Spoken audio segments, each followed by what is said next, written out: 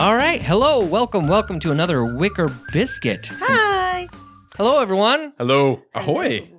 Oh, welcome back, everyone. So, first up, let's start with introductions. Who do I have on my biscuit today? It's Amanda. Hi, Amanda. How you doing? Great. And then next, It's Ryan coming to you live from our undisclosed location.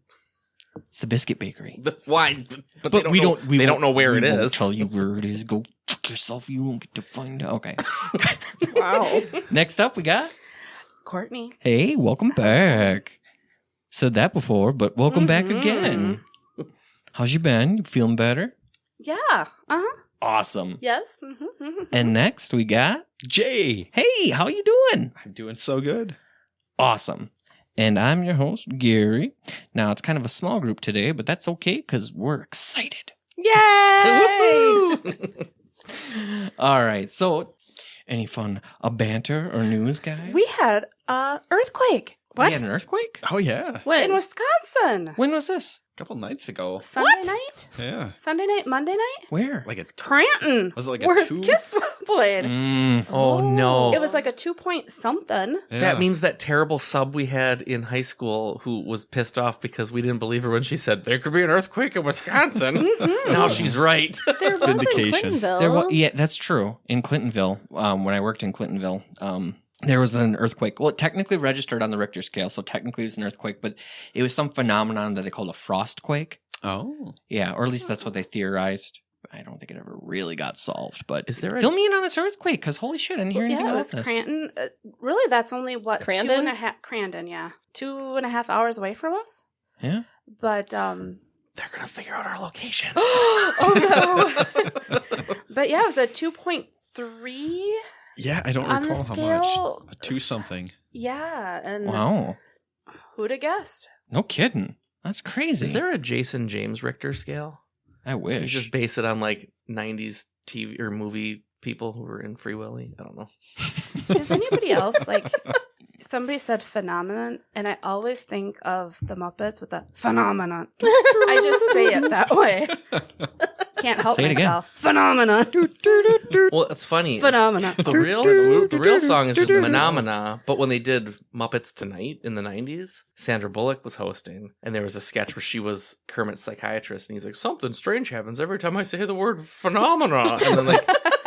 And then at the end, she's like, let me try. And then she did it, and she did like this whole dance, and he's like, wow, you sure are crazy. And she's like, I know. You should see what happens when I say shave and a haircut. And then like the big furry gigantic monster appears in a tutu. He's like, 2 bits. It's like, whoa. That's cool, though. Thank you for sharing the earthquake. Yeah. I don't know how that didn't end up on my radar, but I don't know that answer. I'm just not following the good news. Mm-hmm. Is They that said good? Huh? Is that good news? I meant quality news reporting. Sorry. Mm, I'm not following quality news reporting. I did hear that somebody compared it to there was a girl that they interviewed at a gas station. She says, honestly, it sounded like a plow truck, like scraping its blade. Like that's how it sounded Oh, outside interesting. the window. So yeah, now we know. So I didn't feel it, but technically it wasn't an earthquake when I was out in California. Oh. Yeah, that was fun. So it was weird because Oh, yeah. Yeah. Were you stuck in an elevator and did you have to deliver Mr. Belding's baby? unfortunately, no. Oh, good. Because that would have been cool. Mm-hmm. Do you know what I found out? Hmm. Do you remember we talked about Alex Mack that one time? Yeah. And like the villain? Mm-hmm. The villain is Mrs. Belding. I Really? never put 2 and 2 together that they're the same lady. And I just saw that on something one day. I was like, what? How did I not realize? I like that. Anybody else got anything fun? Amanda's business keeps drooping. It does. Sorry. You know what they say about droopy business? You need to buy a new one. You need to buy a new one. Yeah. Or just tighten the screws, I think. What was that? That was what my microphone says. Do it again. I don't know if I can. It was kind of a meow. Okay. Well, Wow. That's what happens there you go. when Carl makes You a did it funny again. face. I'm like, do it again. I can't. No kidding. Oh, with that, do you guys think we're ready?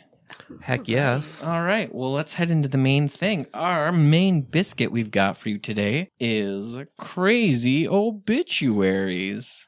Ooh. Brought That's to a you. rip snorting good time. It is. So these obituaries were brought to you by Courtney. Yeah. Uh-huh. Yeah. I just have to share. So Courtney got a new printer. I don't know why I'm referring to myself as, but anyways. That is I your bought name. a new So I mean, you're not- printer. Yeah. And it's amazing. And I'm a country bumpkin, so it was a big deal for me to have like wireless printing. What do you call it? That wireless printing. Okay. That is what it's called. Yeah. So my family finds it great humor that every time, and I'll admit, I am a dirty dog. And I go into the bathroom with my phone. I do sanitize my phone often though. Sure.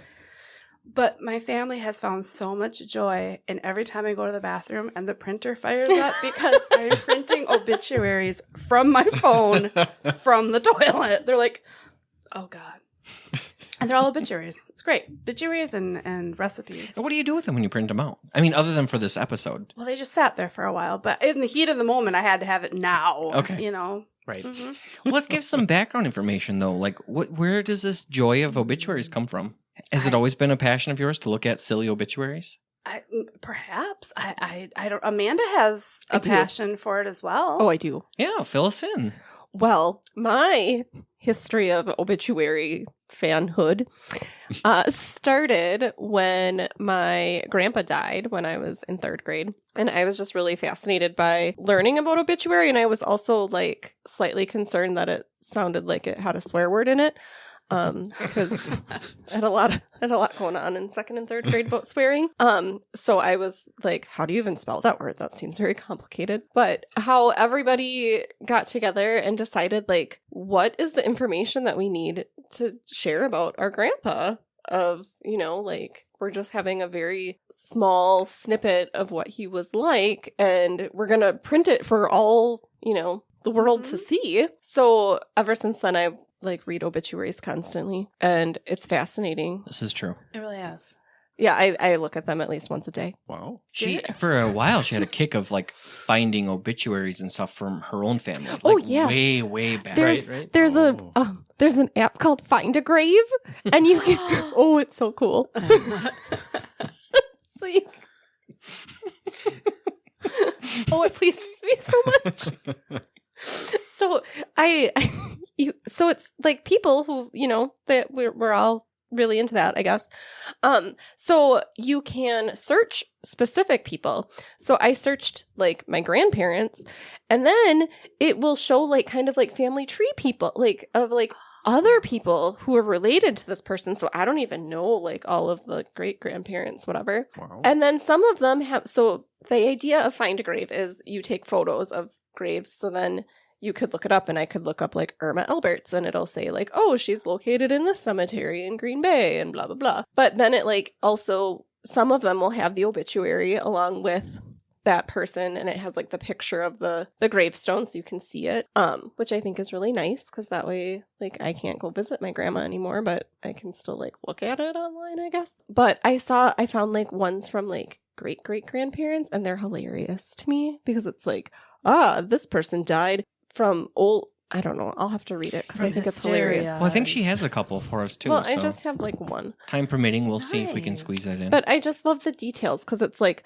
oh, old Ben died at 55 Mason Street at his son's home at this time after a, you know, long-term illness that was like 30 years in the making. And it's like, Right?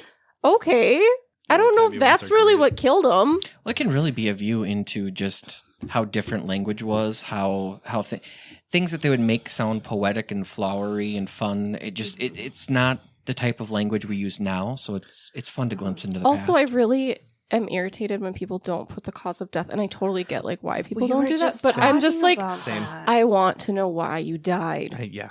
It's- which maybe even, that's even just if me it being even if nosy. it's just vague, like so and so died in an accident. You're like, okay, Right, I just need to know a little bit of something. We need the closure. Like, I don't know. I am totally fine if someone, like, if after I die, Gary wants to put my whole, like, medical history out there. Like, that's totally fine. Like, Or just sure. say she died of a broken heart. Oh, come on.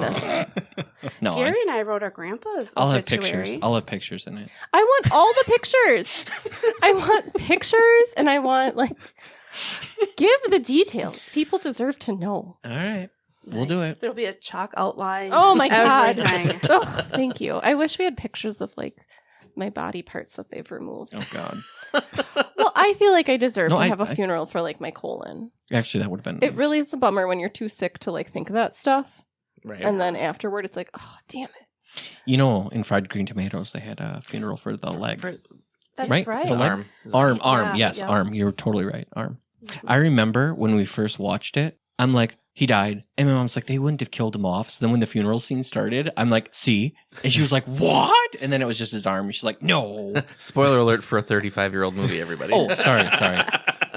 No, that's Classic. That's the joke. It's an old movie. You know what? I figure if it's that old, No, I just like to say spoiler alert when it's stuff like nah.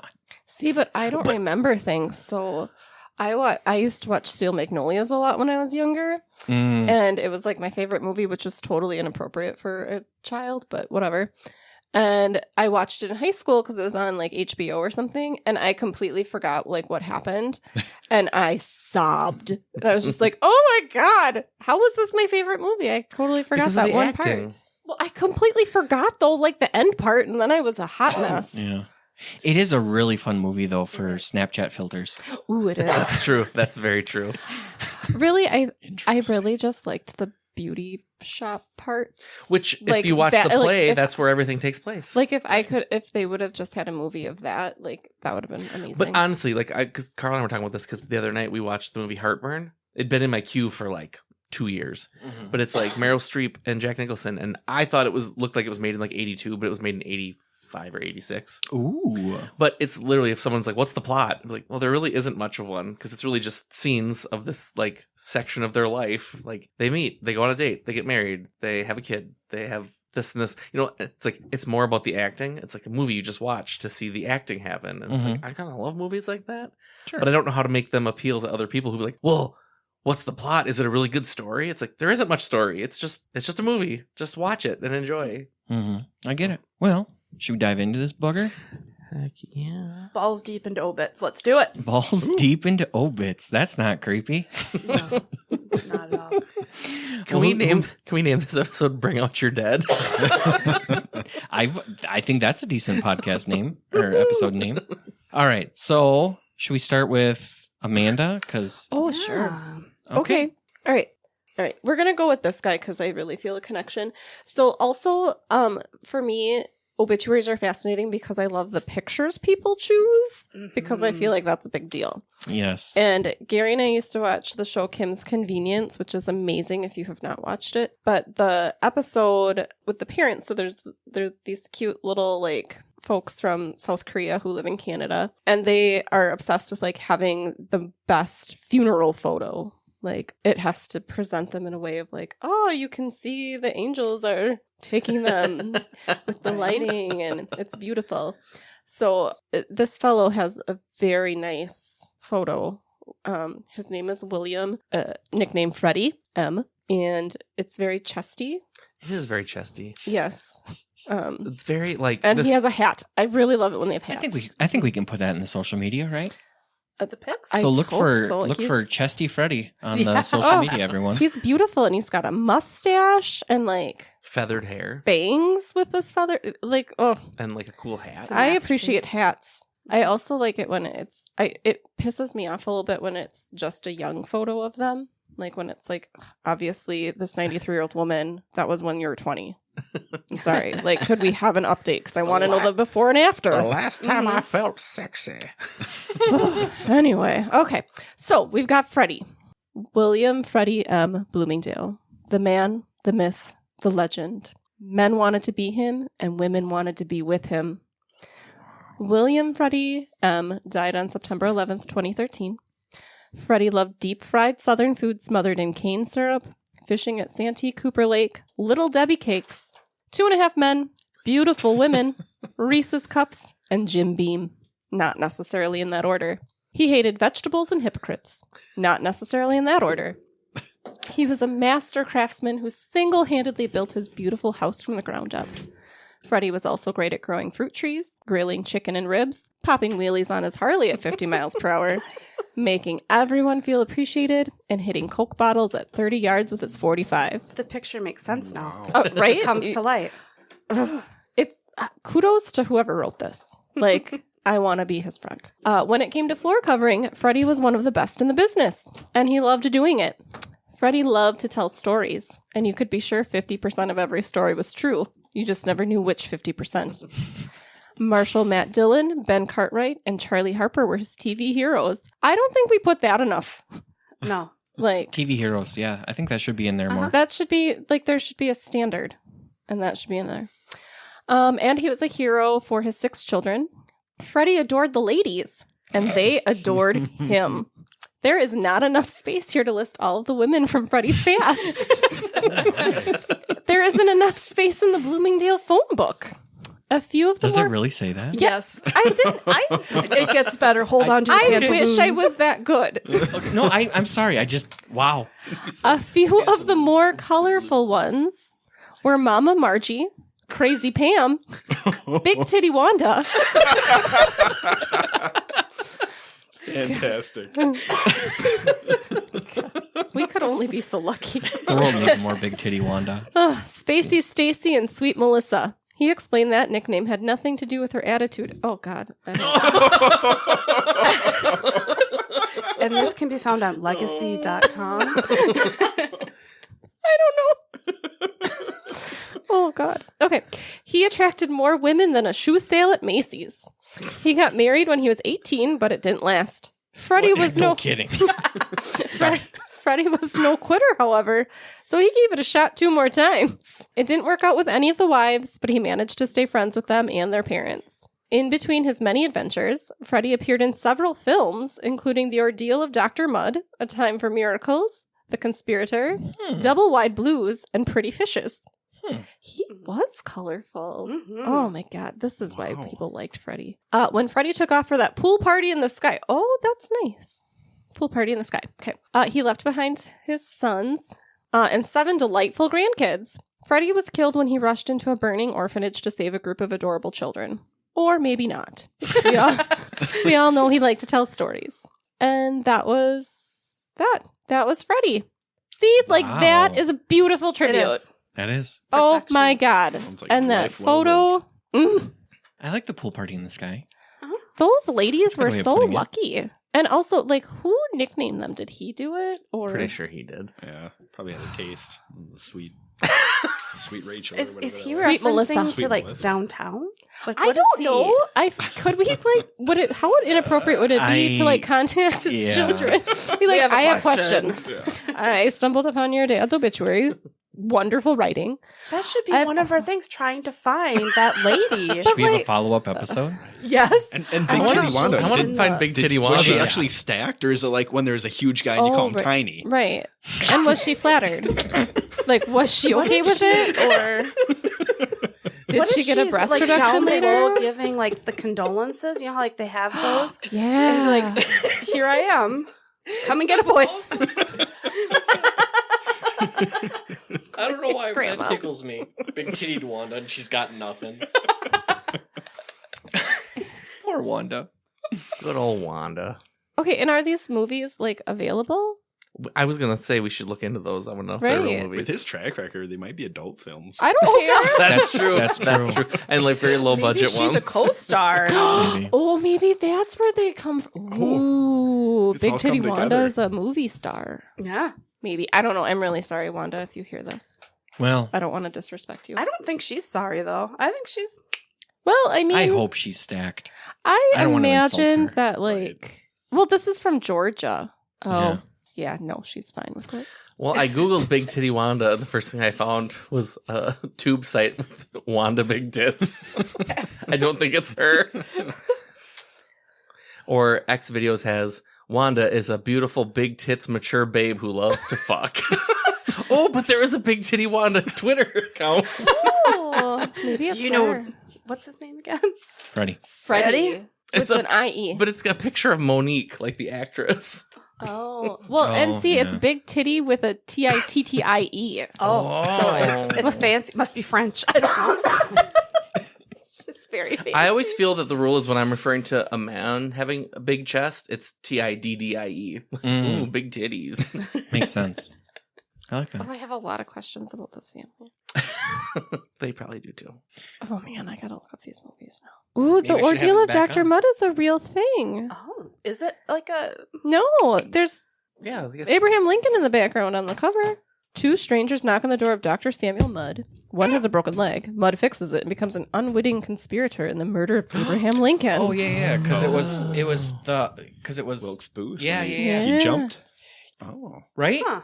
It was that guy. It was the doctor that fixed him. I'm starting to be. remember some history.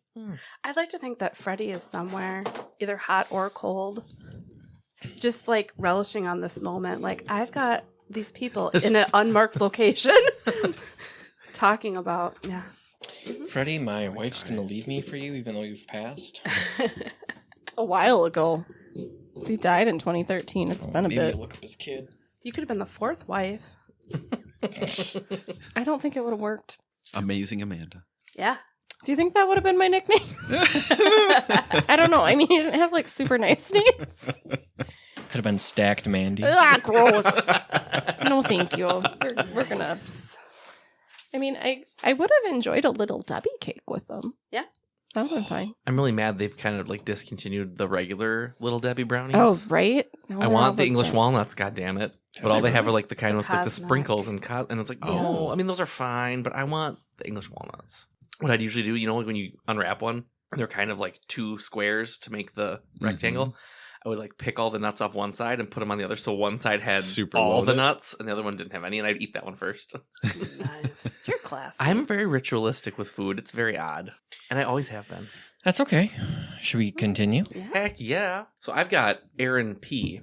Aaron P., age 35, died peacefully at home on November 25th after complications from a radioactive spider bite that led to years of crime fighting and years of a long battle with a nefarious criminal named Cancer, who has plagued our society for far too long. Civilians will recognize him best as Spider-Man and thank him for his many years of service protecting our city. His family knew him only as a kind, mild-mannered art director, a designer of websites and t-shirts, and concert posters who will always have the right cardigan and the right thing to say, even if it was wildly inappropriate. Aaron was known for his long, entertaining stories, which he loved to repeat often. In high school, he was in the band The Asparagus Children, which reached critical acclaim in the northern suburbs. As an adult, he graduated from the College of Visual Arts, which also died an untimely death recently. And worked in several agencies around a certain city in Minnesota, settling in his interactive associate creative director at Cole McAvoy. Aaron was a comic book aficionado, a pop culture encyclopedia, and always the most fun person at any party. God, he sounds like I me. know it. When you said cardigan, I'm looking at him wearing this cardigan. Like, I own like 2, so it's really easy to find the right one because I only got 2. He is survived by his parents, Bill and Kim, a father, Mark, sisters, Erica and Nicole, first wife, Gwen Stefani, current wife, Nora, and How their did I son, miss Ralph. that? I don't know, but I was going to skip it because I'm like, I don't want to say last I would names. have thought it would Like, have been Gwen Stacy. you Right? know? Yeah, she broke her Maybe neck. it was Gwen Stacy, but they just messed it up. And son Ralph, who will grow up to avenge his father's untimely death. A service will be held December 3rd, 2014 at, and names the place. Published November 13th, 2014. As you Not can long tell, after Freddie. I totally got vibes from you. I'm like, oh. You're trying to give Where me was that cancer. pulled from? Also, Also, Legacy, I do believe. Okay. Sounds like a hot place to go find some good stuff. I always Trying to wonder get all too. of Some them. people, when like if they're terminally ill, do you write your own obituary if you My want aunt to? did. Because that's what I would want to do. My aunt would Yeah. update hers like yearly. Oh, apparently. I like that. I like that. Maybe I should start one. I'm She not was- looking to kick the bucket, She but was just the in one case. that wrote like everybody's. So I remember like before she died, I think my mom was like, "Who's gonna write hers?" And she already wrote it. So I just want mine to be fun. I want all of you in charge of just making it. Yeah. I feel like your obituary somehow needs to be an interpretive dance, Please do. right? And so it's just like the obituary literally just has a link to YouTube, and then when people go there, they see it. Because that's the only way we can really embody the And please, please, feelings so that people, we... if they're wondering how I passed, make that part of the interpretive dance. So, if it's a reenactment. Yeah. Or we could have Amanda reading a story while the dance is happening. Not Morgan Freeman. Well, I Well, have a he's limited probably gonna be budget. dead. He's Yeah. probably gonna be Well, okay. dead. Yeah. I Fair doubt enough. he'll still be alive when you're dead. Who knows? I'm a chubby girl. You're hardy. You are hardy. I'm a hardy bitch. You're gonna be around a long time. You know who else is a hardy bitch? Who? Jeffrey Allen. Oh, yeah? Uh-huh. He died in 2018. He has a glorified Fu Manchu, by the way. Ooh. Oh, Ooh, look at that. And it's Wow. Uh-huh. got Yes. like the feathered It's quite the bangs. funeral photo. Mm-hmm. Mm-hmm. Yes.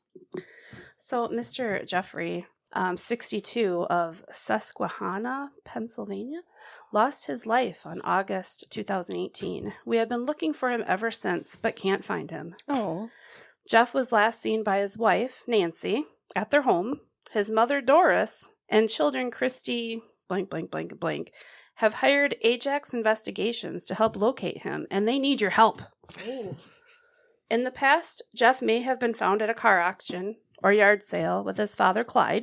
Other places that may be useful to look are at his record shop or anywhere that vinyl record albums may be found, or maybe napping with his dog, Lucy, or Aw. hunting the snack aisle at the grocery store. For Little Debbie's. Mm.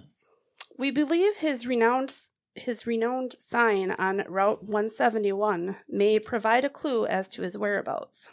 We are conducting a search party on Friday, August 17th from 5 to 8 at Hennessy's. The search party will regather on Saturday, August 18th at the church, and we strongly believe that flowers will not be of any use to locate Jeff. That's it. And it's really cute. I like that. Flowers probably wouldn't And you be know, helpful. Right? you know, I there are would some bring the dogs. you know, Yeah. there are That some would be very helpful. like face value people who are like, well, why is this an obituary? If they don't know where he is, he might still be alive. Yeah. Mm-hmm. I like that. I like the idea of let's just pretend he just went on vacation and Right. we can't find him. Mm-hmm. He's out there somewhere. Mm-hmm. Well, Jay, it looks like you're ready to go. Yeah, I've got Wild Bill Z. Ooh. And he's in a uniform here. Looks like fire department. I Possibly. would like to just have a uniform. It has nothing to do with anything. But then people will see it and be like, ooh. Oh, how And then- distinguished. And then it's like, oh. You know? I think Wait, we that's need a a made-up Wicker badge. Biscuit uniform. I'm down with that. I truthfully want to get to the point someday where there's merch. Oh, Absolutely. Yeah. That'd be sick. All right. Wild Bill Z. I'm adding the Wild Bill. It doesn't say that. He escaped this mortal realm 2016 at the age of 69. Nice. Does it say nice in the No. obituary tank? Big Titty Wanda. We think he did it on purpose to avoid having to make a decision in the pending presidential election. Ah. He leaves behind 4 children, 5 grandchildren, and the potted meat industry, for which he was an unofficial spokesman until dietary restrictions forced him to eat real food.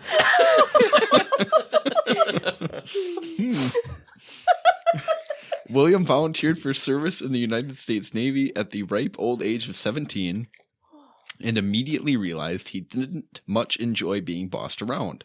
He only stuck it out for one war. Before his discharge, however, the government exchanged numerous ribbons and medals for various honorable acts. Upon his return to the city of New Orleans in 1971, thinking it best to keep an eye on him, government officials hired William as a fireman. After 25 years, he suddenly realized that running away from burning buildings made more sense than running toward them. He promptly retired.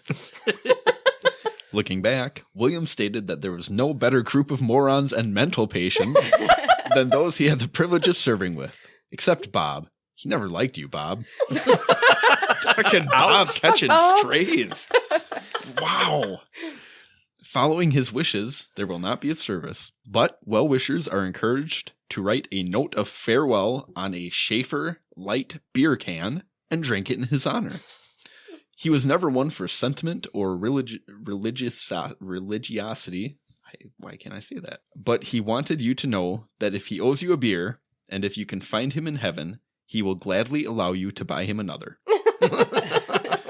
He can likely be found forwarding tasteless internet jokes. Check your spam folder, but don't open these at work. Expect to find an alcoholic dog named Judge passed out at his feet. Unlike previous times, this is not a ploy to avoid creditors or old girlfriends. He assures us that he is gone. He will be greatly missed. Big Titty Wanda's after him. It looks like that was found on Legacy. Oh, Bill. Big Titty Wanda is going to be looking for him. Yeah. Yeah, He probably owes her a beer. probably. I really would But it have sounds like they're not going to actually get a beer out of them. They're No, going to have Oh, to he somehow just owes buy another. them. Yeah. Yeah. Uh-huh. Which, sly dog. That's a good way of doing it. Mhm. I really would have liked it if they would have said, like, write Bob letters of spite. Fuck Bob. I wonder if Bob was in the condolence area too. Sweet, All right. Melissa. Oh. Yuck. So many questions. All right. So I got one next. I've got one for Mary S. Looks like this is from the Toronto Star, also from legacy.com. Mary, 94, passed away peacefully at her home in bed July 1st, 2015. It is believed it was caused from carrying her oxygen tank up the long flight of stairs to her bedroom that made her heart give out.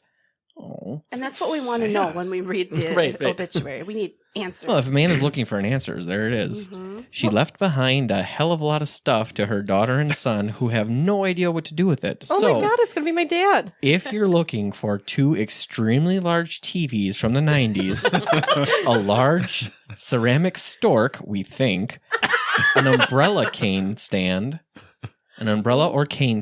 Ooh. a toaster oven slightly used, or even a 2001 Oldsmobile with a spoiler, she loved putting the pedal to the metal. With only 71,000 kilometers. That's Oh, a steal. Toronto. Yep, Yeah. that makes sense. Yeah. Kilometers and 1,000 tools that we aren't sure what they were used for. You should wait the appropriate amount of time and get in touch. Tomorrow will be fine. This is not an ad for a pawn shop, but an obituary for a great woman, mother, grandmother, and great-grandmother, born on May 12th, 1921 in Toronto. The daughter of the late Pop and Granny, blah, blah, blah. She leaves behind a dysfunctional family that she was very proud of. Aw. Oh, she must have gone by Pat because they... Yeah. Okay, so she went by Pat. My apologies. Pat was world-renowned for her lack of patience, not holding back her opinion, and knack for telling it like it is. She always told you the truth, even if it wasn't what you wanted to hear. It was the school of hard knocks, and yes, we were told many times how she walked for miles, should have been kilometers, in a blizzard to get to school. Well, maybe she grew up in the U.S. Who knows? Anyway. She was worldly. Yeah, so What a she walked for spoiler. miles in a blizzard to get to school, so suck it up. With that said, she was genuine to a fault, a pussycat at heart, or lion, and yet she sugar-coated nothing. Her extensive vocabulary was more than highly proficient at knowing more curse words than most people learned in a lifetime. Nice. She liked four-letter words as much as she loved her rock garden, and trust us, she loved to weed that garden with us as her helpers when child labor was legal, or so we were told. These words of encouragement, wisdom, and sometimes comfort kept us in line, taught us the school of hard knocks, and gave us something to pass down to our children. Everyone always knew where you stood with her. She liked you or she didn't. It was black or white. As her children, we are still trying to figure out which one it was for us. We know she loved us. She was a master cook in the kitchen. She believed in overcooking everything until it chewed like rubber, so you would never get sick because all germs would be nuked. Freezing germs also worked, so by Friday our school sandwiches were hard and chewy, but totally germ-free. All four of us learned to use a napkin. Oh, I get it. They're spitting it out. You would pretend to cough, spit the food into it, and thus was born the Stocks diet. That was her last name. Oh, okay. So all four of us learned how to use a napkin. We would pretend to cough and spit the food into it, and thus was born the Stocks diet. If anyone would like a copy of her homemade gravy, we would suggest you don't. She will be solely missed and survived by her brother George, children Shauna, and a bunch of other people. She was preceded in death by her loving husband Paul, and a bunch of other people. All who loved her dearly and will never forget her tenacity, wit, charm, grace, and undying love and caring for them. Please give generously to her memoriam fund or something. Her celebration of life will be held in lieu of service due to her friends not being able to attend because they decided to beat her to the pearly gates. Wow. She was 92. Yeah. So, all right. Please note her change of address, blah, blah, blah. Okay, so that's pretty much the end. Aw, very nicely done. Aw, Pat. Aw. That was Mary S., who went by Pat. It was very no nonsense. Yeah, to make it to 94, that's a good run. I thought With she was the 92. Oldsmobile and a spoiler. Did I love say it. 92? You said several I ages. apologize. 94. Way to go, Pat. She just keeps getting older. Well, that's, yeah. So there we go. I like it. Thanks, Pat. Thank you, Pat. Brought some joy into my life, and although I love it when Ryan strokes me. When obituaries are read faintly in the background. So romantic. just wait till we have video for this. He really knows how to make the panties drop. It's very common in the gay men. It's true. Anyway, shall we move on? Sure. My next one is for Karen, with the nickname of Lou. She is from Indiana, and she passed away on March 6th, 2014, after a long illness with pulmonary fibrosis. Oh. Thank you, Karen, for telling us. Lou spent her life as a nonconformist filled with humor and adventure. She died at home with her parrot by her side, listening to Ricky Martin sing Livin' La Vida Loca. She was preceded in death by her adoptive parents, George and Ruby of Florida. Also preceding her demise were Isabel, her beloved bread truck that was a converted living space, and her parents' parrots, Tootsie, Hamlet, and Quinto. Karen lived as a child in West Virginia, moved to Noblesville in the 50s, and graduated from Noblesville High School. She lived most of her adult life in West Lafayette, Indiana. She was happily divorced from at least 2 men. At least. Right? Her first being Gerald Ray. Man, they just call him out. They did. Well, I mean, she was happily divorced from them. That's true. It could have been a good relationship. He was also happily divorced. Karen is survived by her sister Carol and her favorite daughter Tova, and 4 grandchildren. I bet Tova wrote this. Maybe. And a great-grandchild. Karen traveled the highways, hitchhiking, loved California, Nevada, New York, and Virginia. Never enjoyed the humidity of Florida, but went there anyway. She attended both IU and Purdue, accumulating over 200 combined credits. Damn. Wow. Karen was an avid IU fan. Her favorite daughter was a Hoosier by birth, but a Boilermaker by the grace of God. She spoke Hebrew, Portuguese, and Spanish, and she had studied French, Romanian, Russian, and Danish. That's how she had 200 credits. I'm guessing. I don't know. That's a lot of languages. Karen worked as a tutor for men's PU. That's funny. Okay, sorry. PU basketball team. They didn't shower after their games. You think they were any good, or did they just I don't stink? know. That should be funny, but it is so. Sorry. Oh, God, that tickled me. Okay.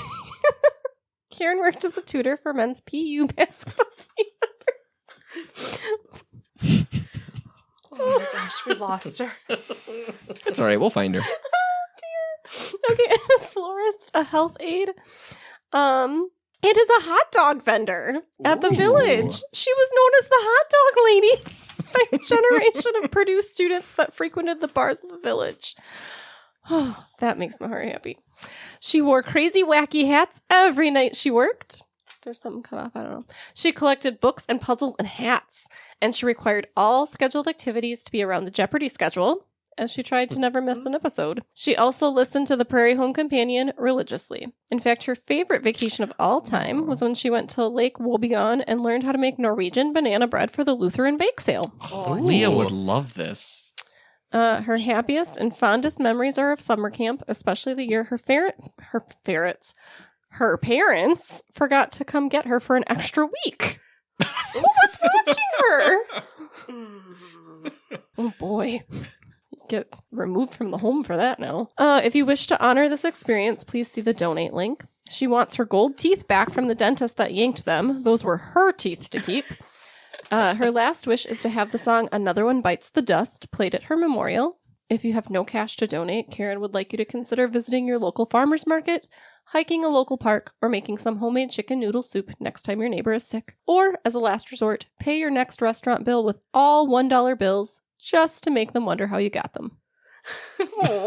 And her memorial picnic and celebration of life says hot dogs will be served until we run out. And Ooh. you can sponsor a summer camper at whatever, which is Aw. super duper As long nice. as you Very remember nice. to pick them up. Right, yeah. Like, Yeah. please, I don't think they I let love you that just... she had to mention, like, the gold teeth were mine. Well, right? No kidding. Why'd they yank them out? That was rude.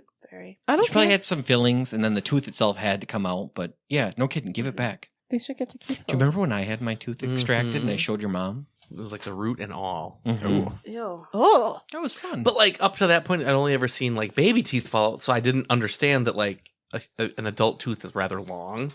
So he like opens up the little, those little yellow, the little tiny manila envelopes. Oh, yeah. He's like, look, and I'm like, oh my god, what the hell is that? That's Right. weird. What happened It's to like that? a whole root. So I had my teeth pulled because they had to do it to make some space for when I had braces.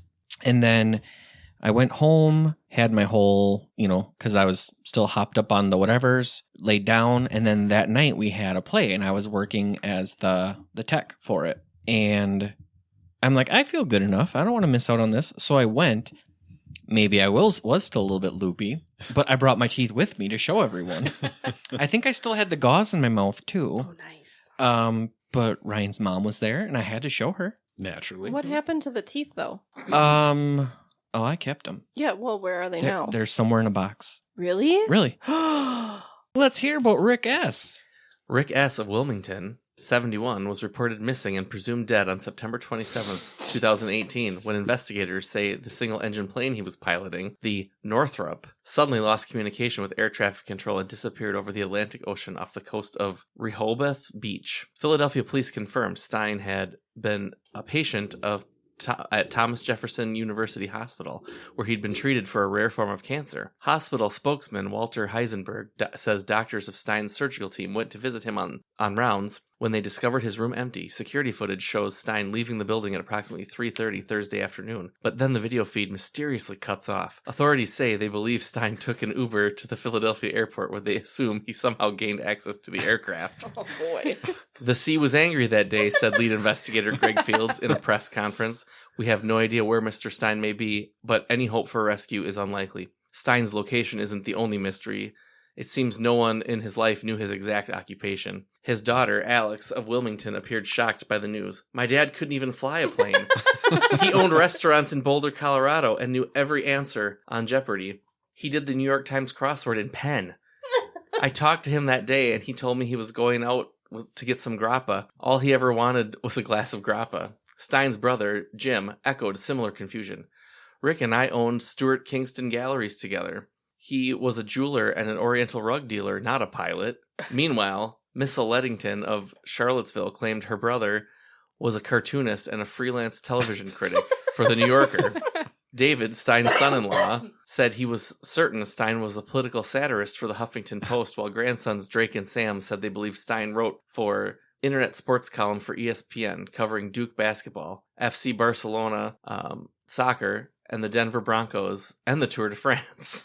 Wow. His granddaughter, Evangeline, claims that he was a YouTube sensation who had just signed a 7-figure deal with Netflix. When told of his uncle's disappearance, Edward said that he was baffled, that he believed his uncle worked as a trail guide in Rocky Mountain National Park. He took me on a hike up the Lily Peak Trail back in the 90s. He knew every berry, bush, and tree on that trail. His nephew James of Los Angeles claimed his uncle was an A&R consultant for Bad Boy Records and ran a chain of legal recreational marijuana dispensaries in Colorado called Casablanca. His niece Courtney, a former Hollywood agent, said her uncle worked as a contributing writer for Seinfeld and Curb Your Enthusiasm and was currently consulting a new series with Larry David. People who knew him have reported his occupation as everything from gourmet chef to sommelier. How do you say that? Sommelier? Yes, the wine people. So yeah. Sommelier to botanist, electrician, mechanic, and even spy novelist. Police say the volume of contradictory information will make it nearly impossible to pinpoint his exact location. In fact, the only person who might be able to answer the question, who is the real Rick, is his wife and constant companion for the past 14 years, Susan. Detectives say they were able to interview her. However, neighbors say they witnessed her leaving the home the couple shared, wearing dark sunglasses, a fedora, loading multiple suitcases into her car. FAA records show she purchased a pair of one-way tickets to Rome, which was his favorite city. An anonymous source with the airline reports the name used to book the other ticket was Juan Morfer de Rode. Wow. which, according to the FBI, was an alias he used for many years. That is one story. Another story is that Rick never left the hospital and died peacefully with his wife and daughter holding tightly into his hands. You can choose the version you want to believe and share your own story about him at the whatever club during the visitation and whatnot. On Thursday, November 29th, from 3 to 6 p.m. And that was also found on Legacy. You know, when I look at the picture, he definitely, I believe, the first story. And I just have to share when I That's went, an adventurer for sure. right? When I went through that, there was like a little like leading story going into it. And over, I think it said 700 people entered their own fake story about their That's travels with amazing. Rick. That's Very awesome. nice. Uh-huh. Now I'm going to play this real quick. Oh, Sommelier. that's not how I say it. That's how Granted, I'm not. that's how Google says. Well, good for you, Google. I like the little animated mouth. Yeah. I don't know how it's helpful, but Do you need me to say it so you can edit it in? Sommelier. There we go. Sommelier. Sommelier. Sommelier. Sommelier. Okay. Wine expert. mhm. Shall we move on? Next up, we have Chris C. It looks like he might be by the sea in the background, maybe. He's got his shirt off. Can I see? It's like a poem here. Ooh, yeah. Look at It Chris does C. look like it's front of the ocean or He's something. got some good hair. It's tasteful, though. Yeah. There's no nipples. No. Well, I mean, That's upper chest it's and cut up. off. It's not like there should be nipples and there just aren't. He wasn't a nippleless man that I know of. I mean, We don't know. He might have been. We're not sure. Let's find out. Mhm. oh my. Irishman dies from stubbornness? Whiskey. Chris died at age 67 after trying to box his bikini-clad hospice nurse just moments earlier. Ladies' man, game slayer, and outlaw, Chris told his last inappropriate joke on Friday, 2016, that which cannot be printed here. Anyone else fighting ALS and stage 4 pancreatic cancer would have gone quietly into the night, but Chris was stark naked drinking Veuve? V-E-U-V-E? V-E-U-V-E. Drinking Veuve in a house full of friends and family as Al Green played from the speakers. The way he died is just like he lived. He wrote his own rules, he fought authority, and he paved his own way. And if he said he couldn't do it, he would make sure he could. Oh, it looks like it's a champagne. Ooh, he's so fancy. Ah. Most people thought he was crazy for swimming in the ocean in January. Oh, maybe that's what the picture was. It looks good. For being a skinny Irish Golden Gloves boxer from Quincy, Massachusetts, for dressing up as a priest and then proceeding to get into a fight at a Jewish deli. Oh, wow. Many gawked at his start of a career on Wall Street without a financial background, but instead with an intelligent, impish smile, love for the spoken word, irreverent sense of humor, and stunning blue eyes that could make anyone fall in love with him.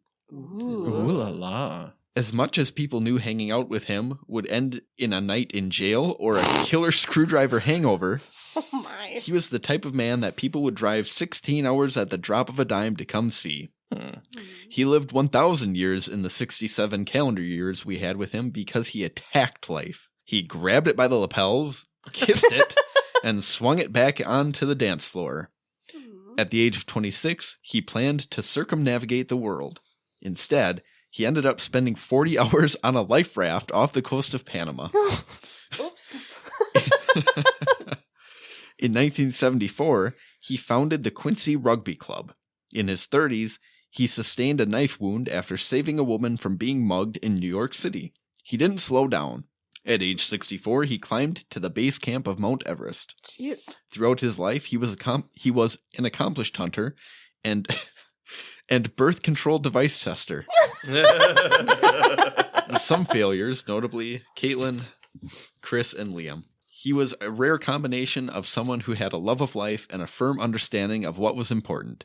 The simplicity of living a life with those you love. Although he threw some of the most memorable parties during the greater half of a century, he would trade it all for a night in front of the fire with his family in Maine. His acute awareness of the importance of a life lived with the ones you love over any material possession was only handicapped by his territorial attachment to the remote control of his Sonos music. Chris enjoyed cross-dressing, a well-made fire, and mashed potatoes with lots of butter. Nice. All at once, maybe? I don't know. His regrets were few, but included eating a rotisserie hot dog from an unmemorable convenience store in the summer of 1986. Of all the people he touched, both willing and unwilling, Nice. his most proud achievement in life was marrying his wife, Emily, who supported him in all his glory during his heyday and lovingly supported him physically during their last days together. Mhm. Absolute Vodka and Simply Orange companies are devastated by the loss of him. A celebration of life will be held. Aw. In lieu of flowers, please pay open bar tab or donate to his water safety fund. I just Nice. want to know these people. That was a good obituary. I liked it. Hey, Gary. Hey, what? Remember at our grandpa's funeral Yes. when the whole entire family was enjoying a nice picture display Mm-hmm. sung to some Oak Ridge boys Yes. and whatnot, and Courtney was having a nice talk with the pastor, Mm-hmm. only to then notice in the background that there is a picture violently displayed for all of the public to see of Courtney sitting on a toilet that Gary included in the slideshow for our grandfathers. Yes. So I was in charge of putting together the photo slideshow in memoriam picture slide with fun music that Grandpa liked. And I don't remember the exact picture, but this sounds like something I would do. Were you like a little kid? In the... Thank God, Yeah. yes. But Yep. still, I the remember it crowd now. became silent, and all of a sudden I felt everybody looking at me, and I'm like, oh my God, that's me on a toilet. My Mhm. pants, yeah, Yeah. nice. Mm-hmm. It was And nice. now we're reading obituaries that you printed from the toilet. Life has went full circle, hasn't Full it? Mhm. circle. Love it. Grandpa would be You're proud. welcome. Mhm. Good times. Well, I want to entertain you with Big Al. Would you Big guys Al. like to be entertained I by would Big Al? love some Big Al. Yes. All right. We had a teacher named Big So- Al. I have here a nice post from a guy named Raymond Allen, Big Al, and he is wearing a hard hat. He looks like a sturdy guy, you know? Mhm. Okay, let me put on my glasses and I will read to you about Big Al. The pastor saw me on the toilet. Yes, he did. And it was awesome. Good times. I'll show you all the video sometime. Oh. Big Al, 1931 to 2014. Also from legacy.com. Raymond Allen of Pittsburgh, Pennsylvania, died on September 21st, 2014, at the age of 82. But his larger-than-life persona and trademark stubbornness will not be forgotten. He was born December 30th, 1931, in McNeese Rock, Pennsylvania. He was the youngest son of the late William Franklin in Newton, Virginia, and then there's also Lucille, and we're just going to leave it at that. Affectionately known as Big Al by his family and many friends, he was a plumber by trade, a tremendous gardener, and avid hunter. He also enjoyed fishing and proudly displayed the stuffed barracuda he caught back in 1965, much to the dismay of his wife, Agnes, Oh, Agnes. to whom he was married for 24 years. He despised canned cranberry sauce, wearing shoes, cigarette butts in his driveway, oatmeal, loudmouth know-it-alls, tobacco sauce, reality TV shows, and anything to do with the Kardashians. Wow, he's with it. I want a list that long, if not longer, about the crap that I despise. There will be. Let's lay it out. All right, back to Al. But Big Al had many loves, too. He loved his wife, Agnes, who preceded him in death in 1990. He Aw. also dearly loved his children and grandchildren. Famously opinionated and short-tempered, Big Al handed these qualities down to his daughter, Jill, a sharp-tongued character in her own right. Attending trade school to be a plumber instead of going to college, Big Al's strong work ethic and keen sense of wisely saving and investing his money, live on with his son, Jeffrey, of New York. He took extreme pride in his 2 adorable grandkids, Derek and Alex, or Alexis. I think that's Alexis. It's Alexis, who affectionately called him Grandpa Al. He also loved milkshakes, fried shrimp, the Steelers, the Playboy Channel, Silky's Gentlemen's Club, Ooh. taking Milady. afternoon naps in his recliner, hanging out at the VFW, playing poker, eating jelly beans by the handful, and his hunting dog, Holly Hill Rip Van Winkle, a loyal beagle that answered to the nickname of Rip.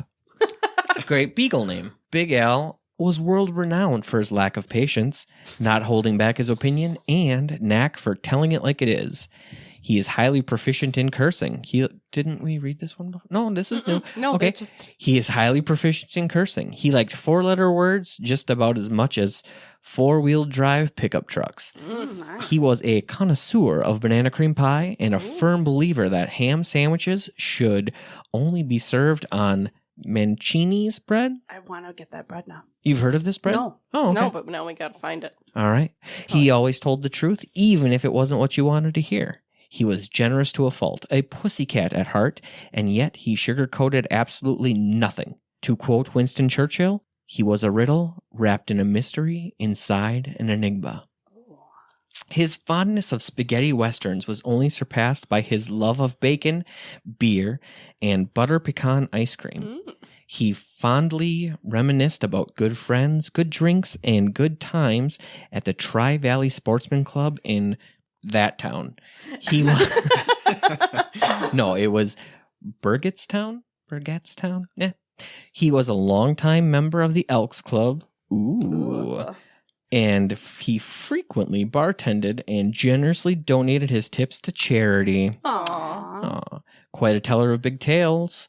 Big Al elaborated stories. His elaborated stories often were punctuated with the phrase, "And that's when I kicked his ass." Wow. He enjoyed outlaw country music, Waylon Willie, Hank, Johnny. He was also on a first-name basis with the 4 horsemen of liquor, Jim, Jack, Johnny, and Jose. Oh, he did have a good time. Mm-hmm. Big Al had strong beliefs in which he never wavered. Dog shit makes the best garden fertilizer. Heinz ketchup does not belong on a hot dog. Oh, And Penn DOT should be embarrassed of the never-ending construction detours and potholes on Route 28. With his love of gardening and passion for hunting, Big Al was locally sourcing his food for decades, long before it was the in thing to do. While a necessity in his youth growing up during the Depression, this passion for being self-sufficient was carried throughout his whole life. This Depression baby was ahead of his time with being green, as evident by the approximately 87 "I can't believe it's not butter" containers stacked neatly in the kitchen cupboard. That's my mom. Yeah. The biggest challenge was actually finding the butter in his refrigerator, with 13 containers of leftover that all looked the same. Big Al was also known for his timeless words of wisdom, including "life is hard, but it's harder if you're stupid." And "don't be a jackass." He had a lifelong menage a trois with his homemade chili and gas sex. He had a great fondness for sardines on crackers. Ooh. Oh, he knows how to party. God, this one must have Sardines cost a on pretty penny. crackers stuffed with cabbage, which he lovingly called hunky hand grenades. Oh. He liked making turtle soup and eating BLTs, and his favorite holiday eggnog had enough whiskey to grow hair on your chest. oh, Was that made by Hortons or Nortons? Was it filtered 4 times? Sorry. What was it? Nicholson's? Norton's Nog. Oh, was it No, Nicholson's Nog. Oh, okay. Either way. You can't beat it. No, It's better than nog water. absolutely. All right. Also known as the Squirrel Whisperer, he communicated with the local red-tailed squirrels and fed them peanuts out of his hand. oh. He took pride in his time served in the Navy on the U.S. San Marcos? During the Korean War, often waxing nostalgia that the Worst meal he'd ever eaten was shit on a shingle. SOS. His mantra of a girl in every port often led to a fight in every port. Oh my. With a stink eye towards organized religion, Big Al was more spiritual than religious and enjoyed reading the Bible before bed each night and watching church on TV every Sunday morning. What he lacked in stature, he compensated with an overabundance of charisma, charm, and feistiness. Big Al took fashion advice from no one.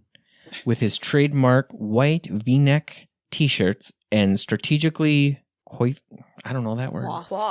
Coiffed? Yes. Strategically coiffed comb-over? Yeah. Okay.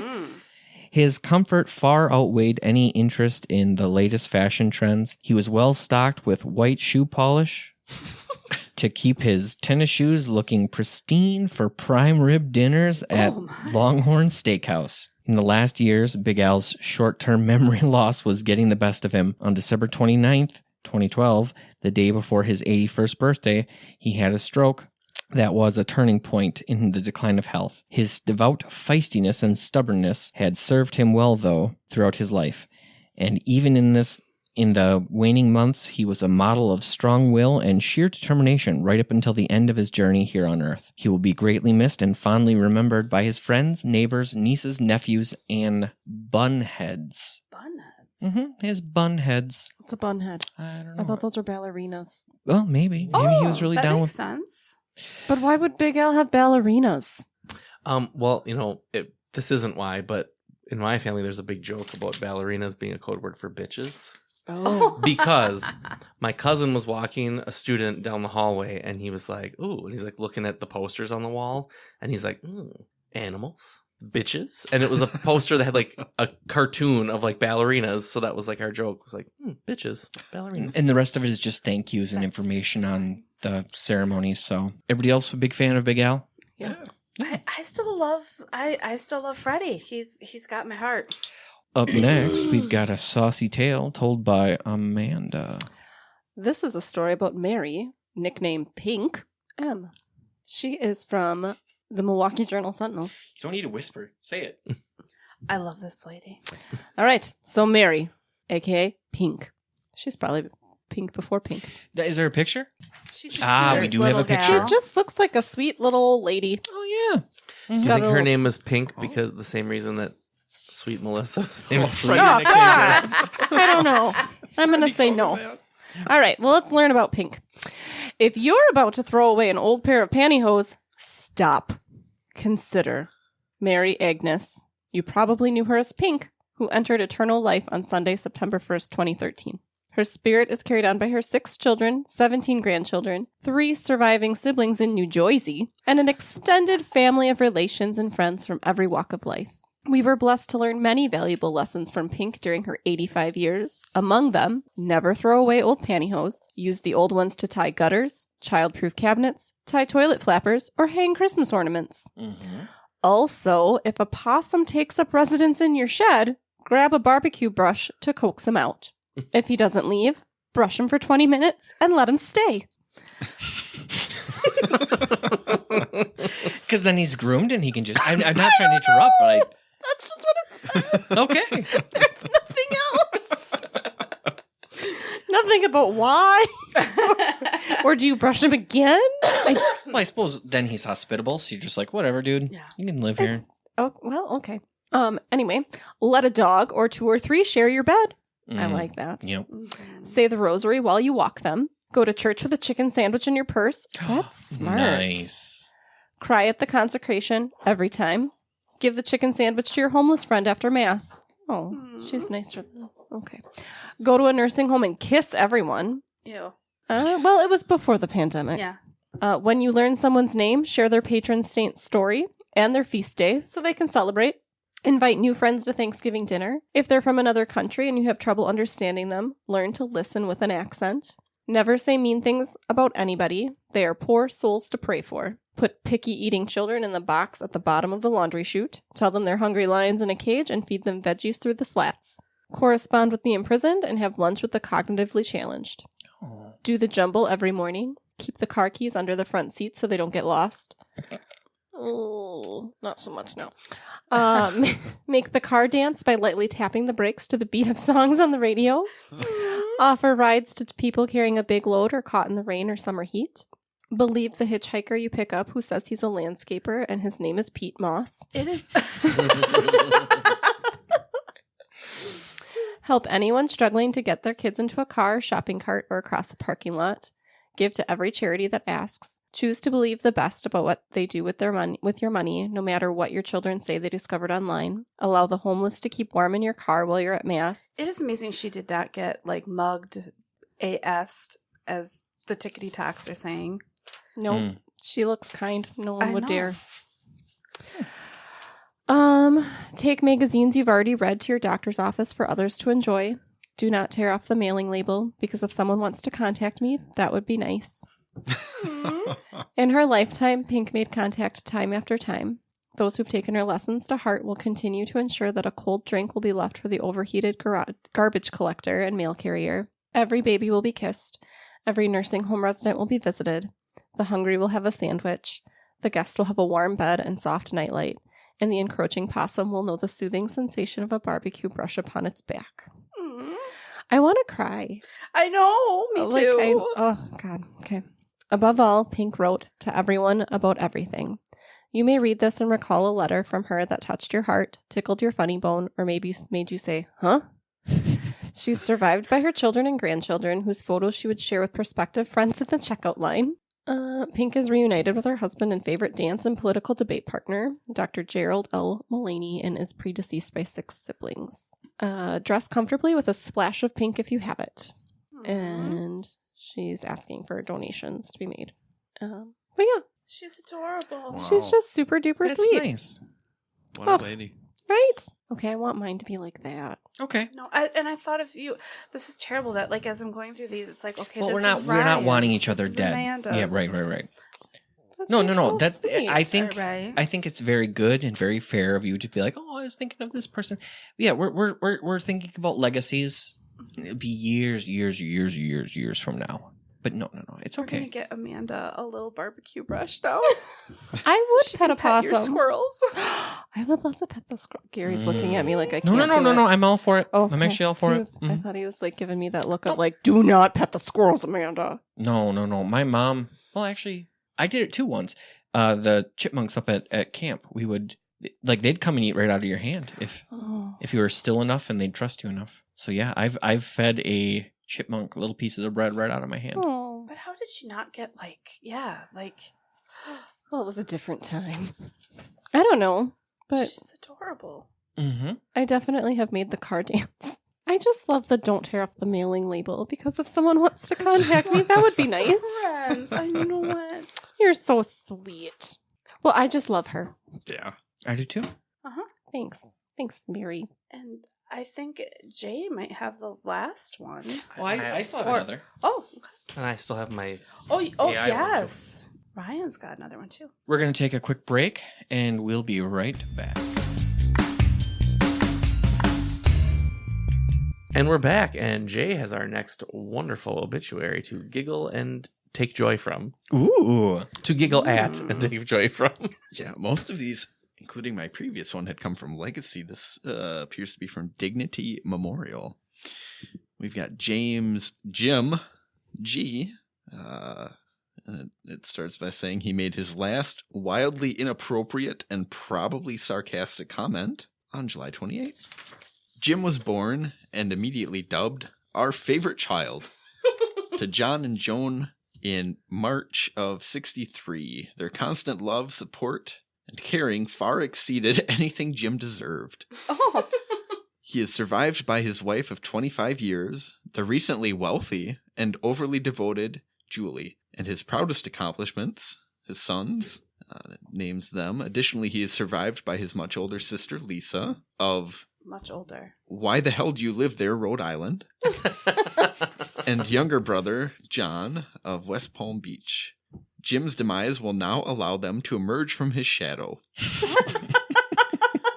A variety of nieces and nephews with mediocre upbringing would complete the list of those left to embellish his memory. Jim's employment history was standard: college recruiter, oyster shucker, YMCA executive director, and for the past 16 years, industrial construction project management. He had 2 basic philosophies regarding work. Careers are for the unimaginative, and surround yourself with great people and stay the hell out of their way. His 30-plus years as a volunteer soccer coach from the kindergarten to high school level afforded hundreds of children and parents exposure to Jim's unique personality. Half a dozen or so of these folks might speak of him fondly if pressed. Jim died knowing that Monty Python and the Holy Grail was the best movie ever. Bruce Springsteen, best recording artist. Clint Eastwood, the baddest man on the planet. And that chicks dig El Caminos. His regrets were few, but include eating a rotisserie hot dog from a convenience store in the summer of 2002. A lot of wieners. Not training his faithful dog Rita to detect cancer. Oh, that's sad. And that no video evidence exists of his prowess on the soccer field or in the bedroom. Oh. Although a less than average lifespan, Jim did not live an average life. He traveled where he wanted to travel, laughed inappropriately at every chance, learned what he wanted to learn, fixed what he wanted to fix, and loved who he wanted to love. Cremation will take place at the family's convenience, and his ashes will be kept around as long as they match the decor. Visitation, don't be late. Anyone wearing black will not be admitted to the memorial. Oh. I wonder if that counts if you're wearing black underwear. Ooh. So there you go. It's odd that we've had some that are very similar. Yeah. Yeah. They were stealing. Mm-hmm. It's plagiarism. Or maybe the convenience store rotisserie hot dog really did a lot of people in. You know, I don't know. That was like the whole, like, how Gary courted me. a little bit. Quick Trip hot dogs. Yeah, yeah. And Taco John's. Amanda let me know how much she loved hot dogs. And it's like, well, what's a great place where you can just go and get hot dogs and it's dirt cheap? It was Quick Trip. And so we would go get Quick Trip hot dogs and then go to the park. Well, I don't know about plagiarism, but I do know that Gary's got one more. I do have one more. So why don't we wrap this up with Terry? Oh my. This picture of Terry is quite bold. He's it looks almost like he's on a beach and it's a sunset. I thought it was a woman from this angle. No, You know what? it's not. I don't think so. I think that's a dude. Okay. And this is from Yeah, his pronouns are I he. still got that. it's from some funeral home. Either way. All right. Let me fill you all in on Terry. Terry was born December 31st, 1946, and passed January 23rd, 2018. Terry, age 71, of Demotte? Demott? I don't know. He's from Indiana. It's Indiana. Well, either way, Terry escaped glasses. Sorry. Terry escaped glasses, everybody. One memento. Terry, age 71, escaped this mortal realm on Tuesday, January 23rd, 2018, leaving behind 32 jars of Miracle Whip, 17 boxes of Hamburger Helper, and multitudes of other random items that would prove helpful in the event of a zombie apocalypse. Terry is survived by his overly patient and accepting wife, Kathy, who was the love of his life, a fact she gladly accepted sympathy for during their 48 years of marriage. He is also survived by his daughter, Rebecca, and Jean, and he's survived by a bunch of people. He is preceded in death, well, by more people. Terry graduated from Thornridge High School in South Holland, Illinois, where only 3 of his teachers took an early retirement after having him as a student. He met the love of his life, Kathy, by telling her he was a lineman. He didn't specify early on that he was a lineman for the phone company and not the NFL. Still, Kathy and Terry wed in the fall of 1969. Ooh. Perfectly between the summer of love and winter of regret. He retired from AT&T after 39 years of begrudging service, where he accumulated roughly 3,000 rolls of black electrical tape during the course of his career, which he used for everything from open wounds to don't use this button covers. He enjoyed many, many things. Among these things were hunting, fishing, golfing, snorkeling, ABBA, hiking, turkey run,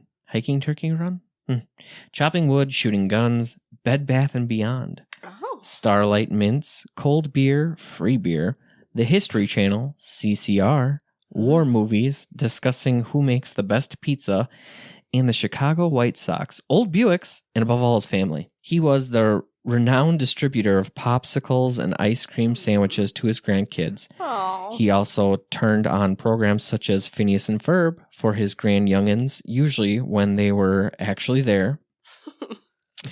He despised uppity foods like hummus, which his family lovingly called bean dip for his benefit, which he loved consequently.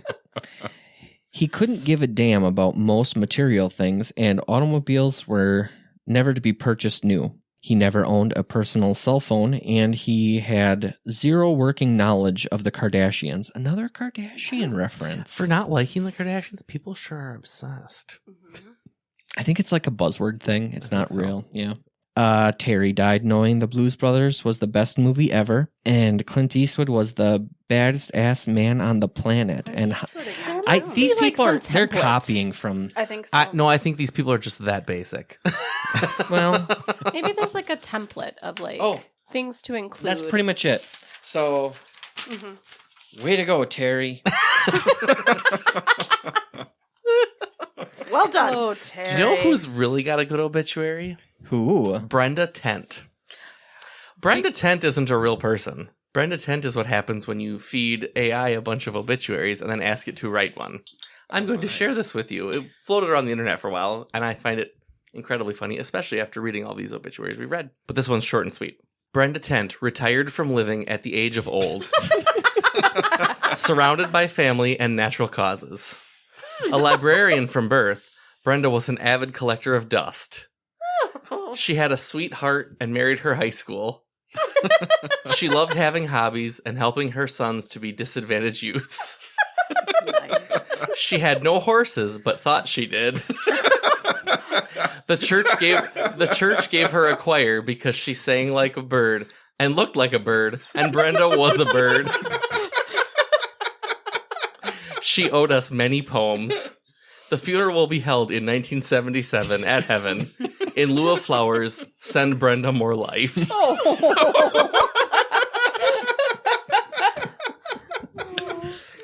Thank you, AI. It just That's sounds like a good. fucked up Mad Lib. It does. It really does. I love it. Send Brenda more life. That's what she needs. She sang like a bird, and looked like a bird, and she was a bird. That's pretty good. You're pretty good. Well, thank you. I feel like this, if there's ever a moment, this may be it, if that's such a thing. But recently I had a friend pass away. Oh, yeah. And Yep. I just thought maybe in just her memory, sharing a little story Sure. that is hilarious. Mhm. And I tell this story frequently, so I apologize if for those have already read it or heard it. But she passed away unexpectedly just recently, and this was one of our favorite stories to tell. Now, as you guys probably remember, I used to sell the dildos, the Yes. does of the dills, Yep.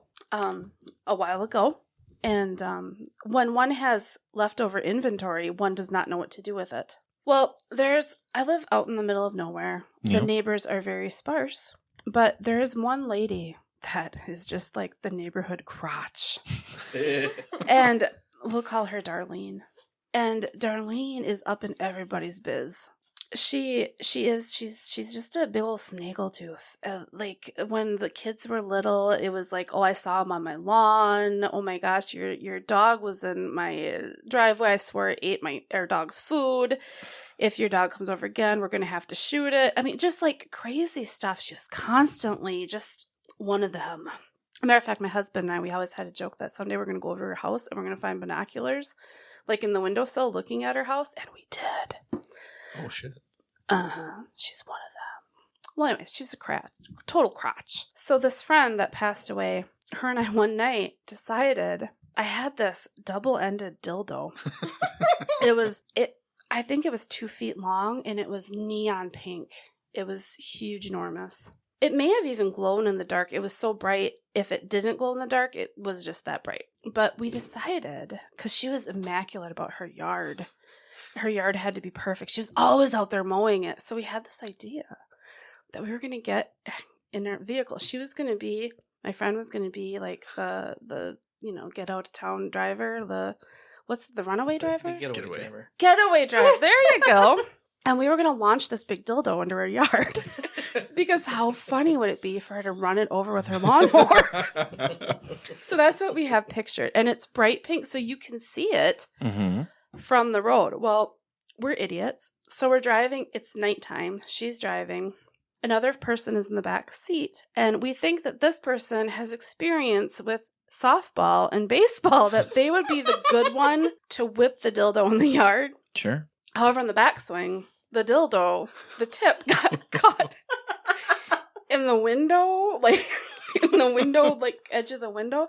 Well, you said it was like a good 2 feet, right? Yeah. So, I mean, sure. That makes sense. So when one tried to release it, it just fell out the car window and it rolled into the ditch. So we ended up having to go on a recon mission in the front of her house, trying to look like with our little cell phones, trying to find enough light to find the dildo to do a relaunch.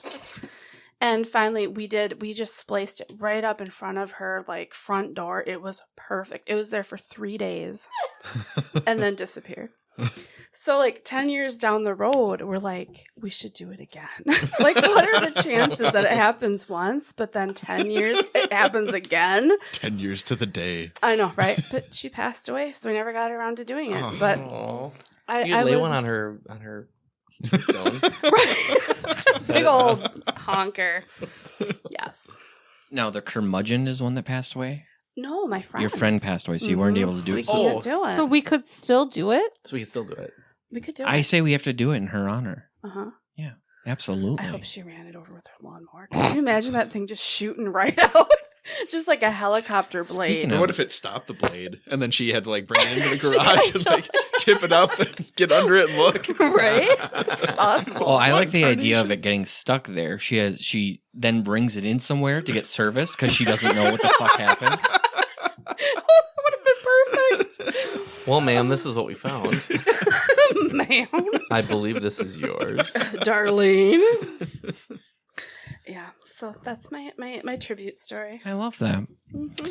All right, and then we'll take a break, and when we're back, we'll do our biscuits.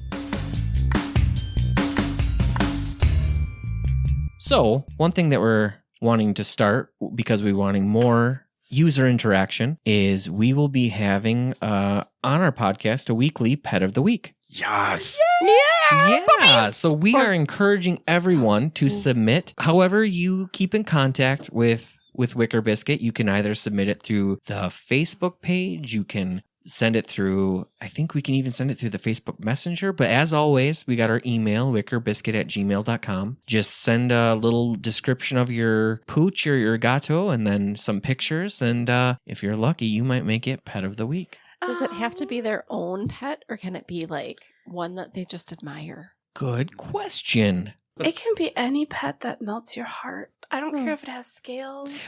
I would say, though, that they have to, know the pet in person. They can't just go online, Oh, yeah, take for somebody sure. else's pictures No. and submit it. So as long as you know the animal and it's touched your heart directly, not, through Facebook stalking. But I love a lot of pets online.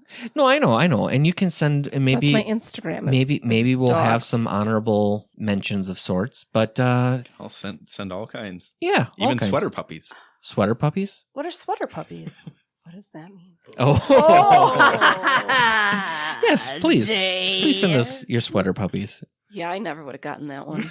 I got it. All right.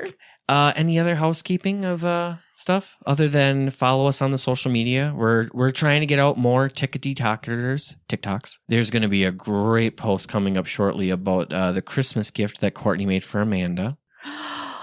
Well, actually, by the time you hear this, it'll probably already be out. But yeah, follow us. And, more importantly, if you like what you're hearing, please give us a review on wherever you get your podcast. If you're on going from Apple, give us a review on Apple. If you're listening on Spotify, give a review on Spotify. Feel free to reshare our posts that come through on Facebook. If you aren't already a member of the Facebook page, like and subscribe to it so you'll automatically get the posts. And then, if you like this, give a shout out. Send it to your friends and say, hey, this is some good stuff. You should give it a listen. Mm-hmm. I think that's it for housekeeping, right? Well, and I just think if viewers have something that they want to see us discuss, Yeah. or some topics that Yes, we just do. float your boat, Right. We have user submitted biscuits. or questions. So that you far, it's might... only Pat S. who's submitted, but we Yeah. want more. Mm-hmm. Yeah. Thanks.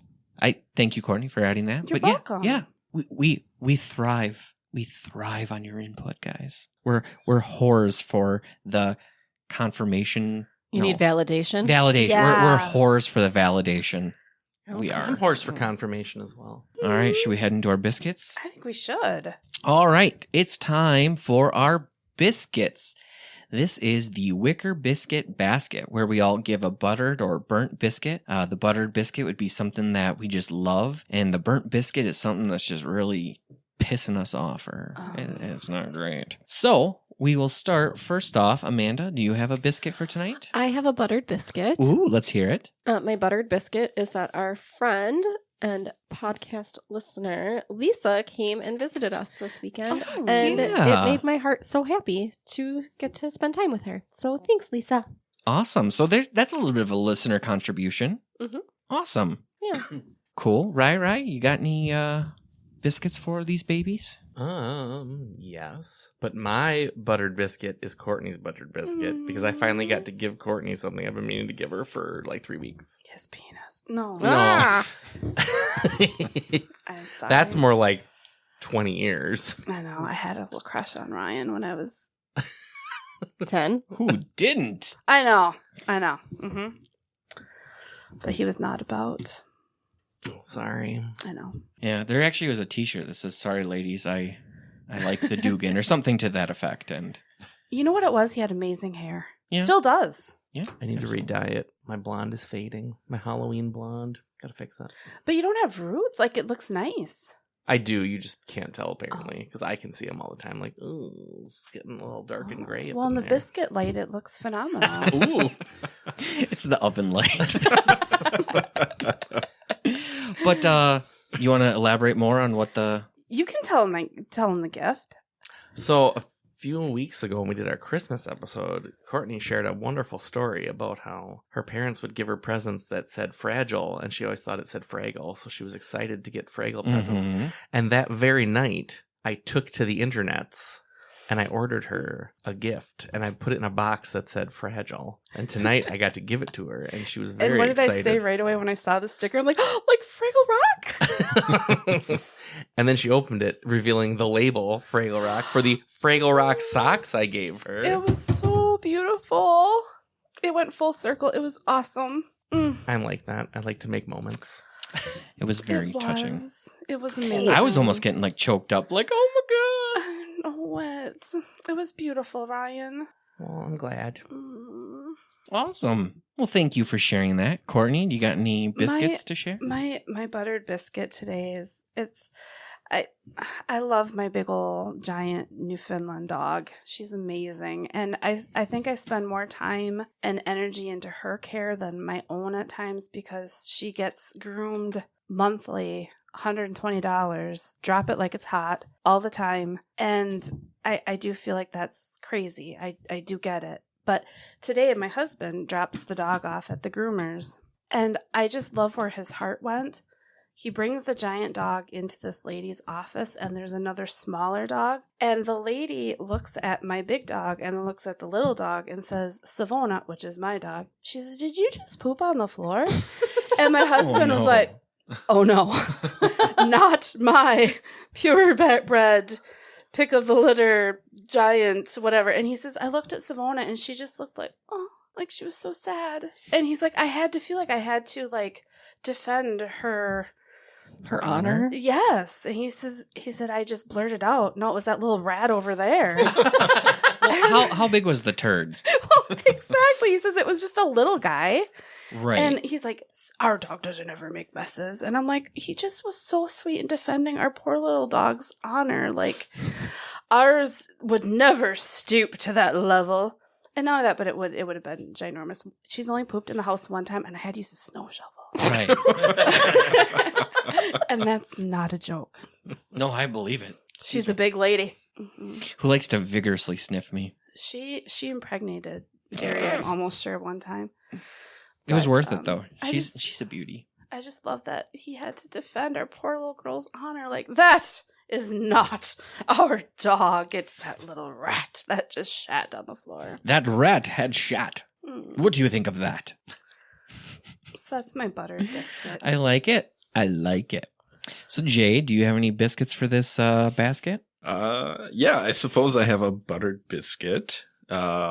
Made some time recently to get together with some friends and play a board game that we Nice. haven't played in ages. What We used to game? play when we were a kid. Hero Quest. Hero Oh. Quest. I don't think Yeah. I've heard of that. Can you elaborate a little? Or Yeah, it's kind of a dungeon crawler. Type, Okay. kind of like an RPG light. Mm. Huh. We've done like Dungeons and Dragons Light, like Yeah. a quicker version. maybe? Yeah. Okay. because we've done like D&D Pathfinder campaigns in the past, but that's hard to be a part of at this point in our lives. Sure. Just with everything going on. So this is a little bit more kind of casual. Can pick it up and play some rounds. So that was nice to carve out some I time. just love in my brain, like, you're wearing a cape and, like, were you a LARPer? It's nothing that exciting. Okay. Oh man, LARPing. Never done it, but Yes, you have. I s- We played on a playground. There- Okay, in yeah. grade school. I guess Like, I meant that's- like as that's an LARPing. adult. There was a group, maybe they still do it, but it was pre-COVID. There was a group that would get together in Owen Park Nice. and LARP. And there I've was had one. sex in Owen Park. Oh my. There was one who was like, That's next week's episode. he had like long blonde flowing hair like Legolas from the Lord of the Oh. Rings. And I was out on a run. It was during the summer and it was evening, so like the sun was setting. It was a little later, and I saw them LARPing, and I saw that guy who had also been over by our office doing parkour previously. So I had seen him before. There's parkour and there's LARPing and there's Ryan fucking all in the same No, part. but The sex was only late at night. as I ran, like I ran past them and he was like framed with the sun behind him. It was like majestic flowing hair. It was a thing of beauty. oh my god. Jay took a snapshot in his memory. Actually, Okay. I think I might have snapped a picture. Nice. Gotta find it. I do. I That's should look awesome. on my old phone. That's awesome. All right. Well, I'll wrap this up with a burnt biscuit. Wrap it up. And I'm telling you right now, Amanda's gonna start rolling her eyes once she hears what I have to say. But I've decided, you know what? I have this platform. I'm gonna fucking use it. So, as the as the listeners might know, I am a whore for the Diet Coke, and I knew this is where this was love going. fountain soda. I would rather drink a fountain soda over a regular soda. Hot damn. And I know that I drink way too much, but it's my vice. It's my thing. Everything else I do, I try to stay somewhat healthy. I mean, I'm not shooting up heroin in the back alleys. I figure I can drink That's a little. a different kind of Coke. Yeah, exactly. So I'm avoiding that Coke and I'm just drinking Diet Coke. It was never a for you. problem. Okay, fair enough. It was never a problem. Can we please? Okay, but realistically, I rarely ever drink. I don't really drink at all anymore, and I don't smoke. So let me have some fucking Diet Coke. Anyway, one of my favorite places to get Diet Coke is Quick Trip, Mm-hmm. but there's been a recent string of I go to Quick Trip and they're out of Diet Coke. Is this one location or are All you of them, noticing man. this? Oh, The, man. the one I go to the most is maybe I'll bleep some of this, but it happens all the fucking time Is that there. the one that I go to? Mm-hmm. And then the one that's over by kind of like the old, Oh, yep, yeah, newer one. that one. I think that was the one I went to. That it's happened there. Oh, the one that's by. That was the one where I walked in there Sunday and I grabbed a cup and I go and every goddamn soda is stocked, but that one has the "We're out" sticker. So then, did I get a different soda? No. I put the cup back. I walked out I gave like this stank look to one of the employees, like, go fuck yourself. And I just left because I'm like, why should I give them the satisfaction of me getting something else when I come here for Diet Coke. They literally have a tracking system where I put in my loyalty number so they can look. They can see I'm not making this shit up. I get a lot. As I'm saying this, I'm realizing how much I just sound like an idiot because everybody's No, like, Jesus Christ, why is this guy because drinking so much Diet Coke? What question did I ask you today? Oh, you asked me if the fountain soda was back up at the Black Avenue one. Yes. And I actually thought it wasn't, but apparently it is. It is. And Okay. what question did I ask you last weekend when I came to Eau Claire? I think the same one. And what did I ask you the whole 3 months before every time I came to Eau Right, Claire? and I advised you to stop at the one in Bloomer. Yeah. Apparently it's a family obsession because Yeah. I need to know if they're going to have it. Right. So should I be that angry that they were out Yes. of Diet Coke? Yeah, I think that's fair. Oh. If it's a simple thing that gives you joy in your life and some corporate fuckery is messing with it, Corporate fuckery. Right. Yeah, Okay. screw Well, them. this biscuit came in burnt, but you guys have buttered my night. Thank you. Also, have you considered Mickey D's? Oh We yeah, do they're that a never out. But Theirs isn't as good though. Well, There's actually, something That's like In my creme de la opinion- creme for me. in Really? my opinion, McDonald's has the best. But that Courtney has is a fucking 64 ounce, and the McDonald's one is only a 32 ounce. Oh, So the bang for your buck ratio is crazy higher Sure. at Quick Trip. sure. Yeah. But no, you're right. You're right. Mickey D's. Yeah, I need to give them a little bit more of my business because You know- those fuckers never let me down. to me theirs tastes like chlorine-y. Really? Mhm. Well, This is, I'm weird. Like, to me, getting Coke from McDonald's is the best Coke. But if I go to Burger King, they have the best Sprite. oh, okay, yeah. I don't know why. It's just like the Sprite's really good here. My biscuit is validated, and that makes me feel We great. scraped the burnt part off and buttered it for you. Yeah, Mhm. thank That's you. what my ex step grandma used to do Oh, all the time. I loved her. She was my favorite. well. Any other closing comments? Just that we hope that when our obituaries are written, they give you as much entertainment as these ones have given you. That's true. Mhm. All right, and then on that note, I'm gonna say goodnight. Could I have you all just say goodbye to our audience? Buenas noches. Buenos noches. Buenos noches. Buenos nachos. Yes, buenos noches. Good night. Thank you for listening to Wicker Biscuit, a Podcast Ahoy production. The producers of Wicker Biscuit are Ryan LeMay, Gary Putnam, and Courtney Holub. Executive producer is Gary Putnam. Recording and editing was done by Gary Putnam. Check out our social media for updates on upcoming pods and for clips and other media referenced in this episode. Because sharing is caring, the links can be found in the episode note. Check it out! Thanks again from everyone at the Wicker Biscuit family.